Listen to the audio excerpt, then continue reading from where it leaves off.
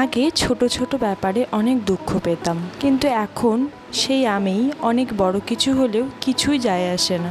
So hello everyone, নতুন আরেকটা ভিডিওতে আপনাদের সকলকে স্বাগত। রাতে শোবার সময় সবার আগে চিন্তা হয় সকালে উঠে কি রান্না করব। আজ আর সেই ভয়টা নেই।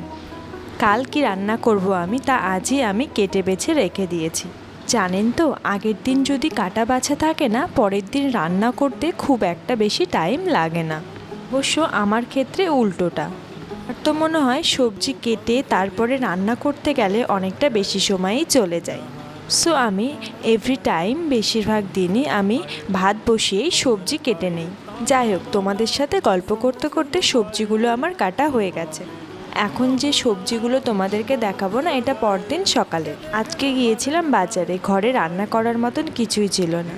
যা টুকিটাকি একটা দুটো ছিল তা তো কাল কেটেই রেখেছি, যেটা আজকে রান্না করতে হবে। এবেলা খেলে ও বেলা আর হবে না। তাই আজ সকাল সকাল উঠেই আমি বাজারে চলে গেছি বাজার করতে। বাজার করে নিয়েও এসেছি। বেসিক্যালি তোমরা তো অনেকেই জানো আমি ফল খেতে কতটা ভালোবাসি। সবজি ঠিকঠাক করে নেই বা না নেই, ফলগুলো কিন্তু আমি ঠিক করেই নিয়েছি।